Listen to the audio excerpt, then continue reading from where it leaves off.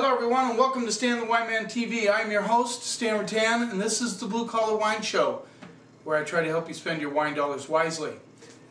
Got the green on, St. Patty's Day tomorrow, so I thought I'd review a few wines for St. Patty's Day. Probably, well, since you're watching this show, you probably would think about having wine on St. Patty's Day. Of course, most people do the old black and tan, a little Guinness, and maybe some Harps. That's a popular drink during St. Patty's Day. Irish whiskey, of course. But, both my wife and I have a huge Irish heritage. Her mother's maiden name was Kelly. My mother's maiden name was O'Neill. So we have a lot of Irish in us. And so, two of the wines I'm going to do are from Owen Roe. David O'Reilly is the winemaker for Owen Roe, and of course, huge Irish background. In fact, one of the wines has a little bit of the folklore, of some Irish folklore on it. Anyway, so let's get started. I don't know how many of you actually celebrate. A lot of people did it this past weekend because, they wanted to sleep off the drunk.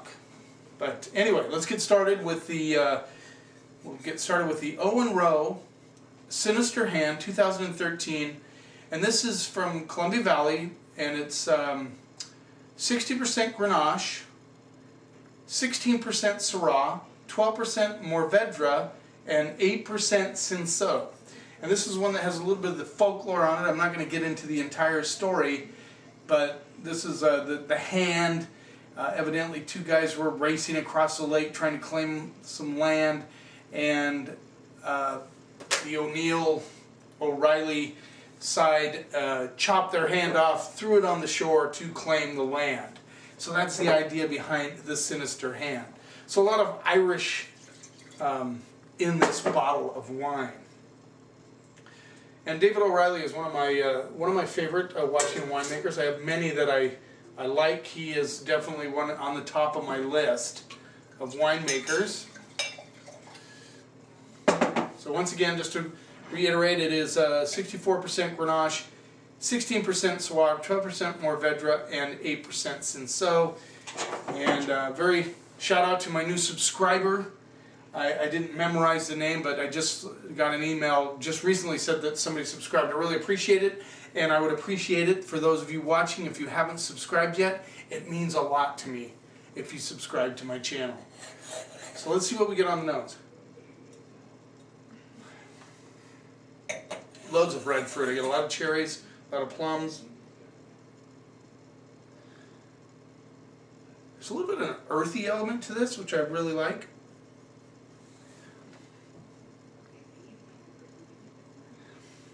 A little bit of red licorice. There's a sweet element coming through that I can't quite put my finger on. Definitely getting some sweet tobacco notes on the nose. Let's see what we get on the palate. $26. I don't know if I mentioned that.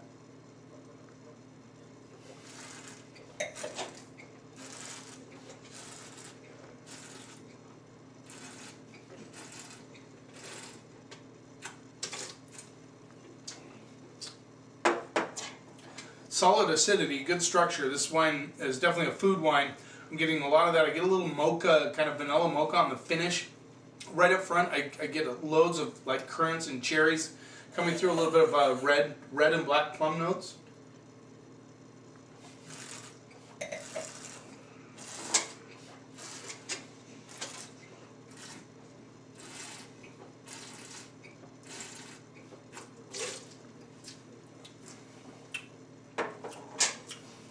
Nice sweet tannins.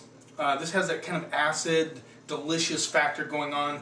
The tobacco notes come through, and I get a little bit of chocolate.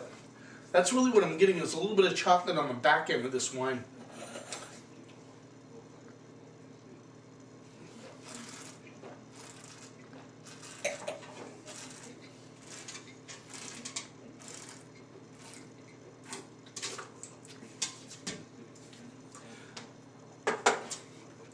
The tobacco and earth notes are really interesting. It has a tarry element on the back side, but good balance. I mean, good structure. This wine will definitely lay down for 8+ years and only improve.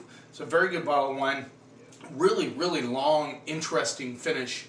I would like to say, I'm definitely going to see how this is drinking on St. Paddy's Day. Very curious because it's got great structure. It's one of those wines that you know if you drink part of it, cork it, next day it is just going to get better. I have a feeling about this wine being that way. I'm going to go A- on this one. I think it's very well done. It comes from a vintage 2013. A lot of winemakers are talking about that being a really good vintage along with 14. So it's kind of exciting. I like it. 26 bucks. It's a reasonable value for what you're getting. Like that wine quite a bit. Let's move on to the next one. Ryan Patrick Vineyards, 2012 Rock Island Red, Wahluke Slope, Washington State. And this rolls in at $17.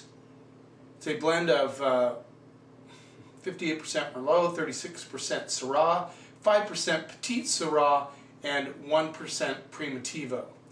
And I don't think I really have to say much when you have a wine called Ryan Patrick that there's definitely some Irish going on there. In fact, they have a leprechaun on one of their labels. It's called their Redhead Red. Definitely a lot of Irish there.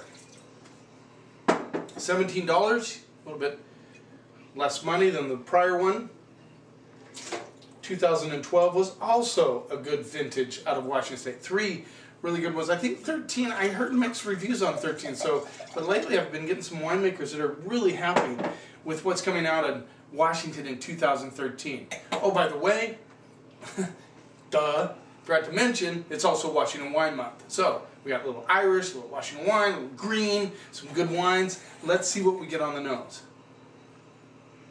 Dark, so it's like dark currants.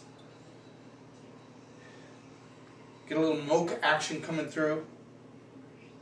Definitely tobacco notes. A little spiciness coming through, almost like a, I hate to say it, but it's kind of like a cross between baking spices and Asian spices.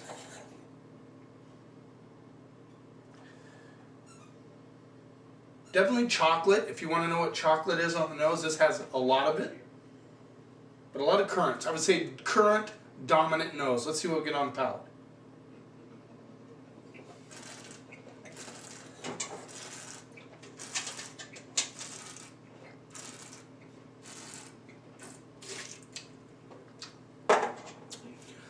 Good, powerful fruit on the palate. It is not a fruit bomb. It has great structure, good tannins. The tannins, there's just a slight grip there. I get the currants all day with an undertow of chocolate.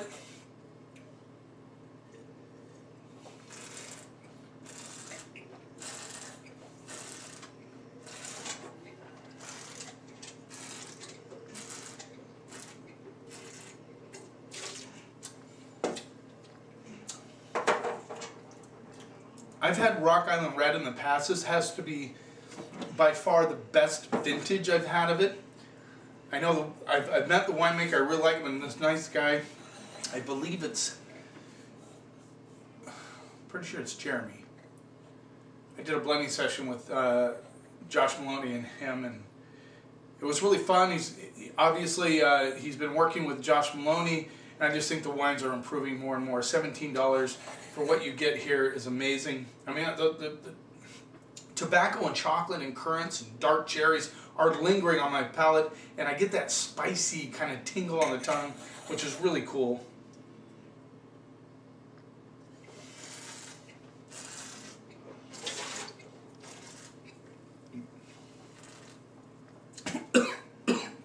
Excuse me.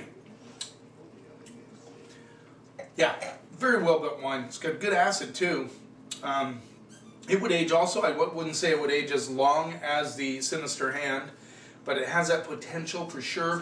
It could go up to 5-6 years. I think it would do the wine good. It would mellow out on the acid side. Everything would come together more, but it is very drinkable now. And if you were having corned beef and cabbage, this would be a really good red wine with that. So you get a little Irish heritage, you know, a little bit of Irish food, kind of fun. Let's move on to the next one. Another Owen Roe wine. This is their Yakima Valley Red Wine 2011. And this rolls in at $30. It is 55% Merlot, so like the Rock Island Red, it's Merlot dominant. 41% Cab Franc and 4% Malbec. Very interesting. And Owen Roe labels are, I really love these labels. It just got a lot of things on them that are very, very interesting. And there you go. And David O'Reilly's a really cool guy. All right, let's give it a little rinse. So what do you plan on having for St. Patty's Day? Are you going to go do the traditional corned beef and cabbage? Are you going to do the traditional Guinness? Or are you doing a little Irish whiskey? Are you going to do wine? If you'd like to make a comment, please do so. I'd like to hear from you. Let's see what we get on the nose.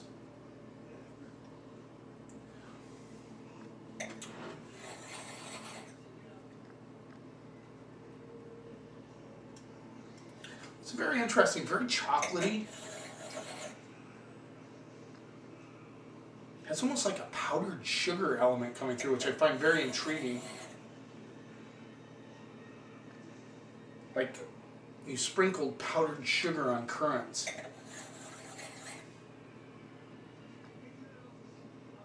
There's some tobacco, like chocolate, tobacco, powdered sugar, and currants.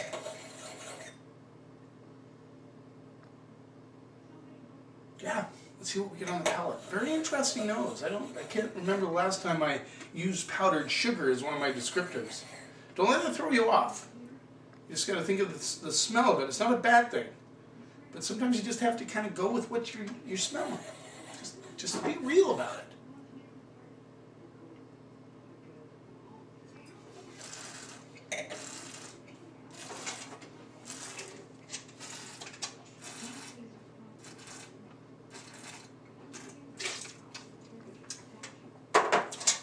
Huge amount of structure on this wine, and that Cab Franc really adds an element there that normally would not.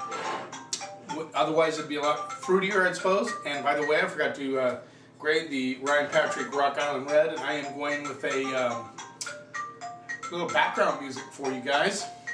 I'm going to go with a B+, A- on that one. So just a hair down from the sinister hand.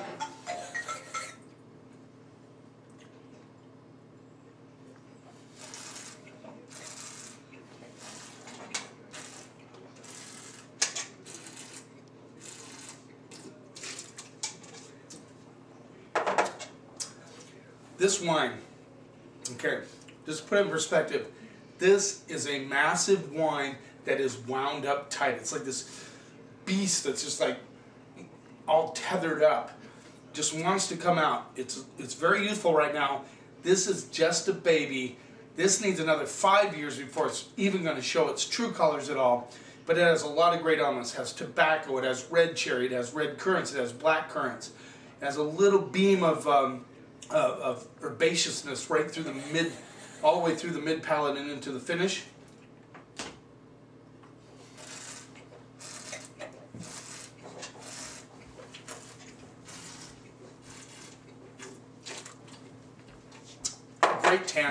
Great tannic structure. I love it. And the tobacco on the back end with the acidity. I mentioned the sinister hand go 5 to 8 years. This will go 10 to 15 years easily. I need to put a bottle of this away for another 5 years just to see how it's going to flesh out. This baby is well built. It is massive. It is restrained right now. It reminds me of drinking a Bordeaux too early, actually, in a lot of ways. And I got to go A on that wine. I think it's a fantastic wine. It shows good structure. It's drinkable now, but it's pretty tightly wound up. So I think that you have to remember that this wine has yet to express its true colors. And when it does, watch out. I hope you have a great St. Patty's Day tomorrow. Thanks for watching. And remember, wine is not a mystery. It is just fermented grape juice. Be willing to try new things. Learn your palate. Never let anyone tell you what you should or shouldn't like. And if you do that together, we can take the snob out of wine.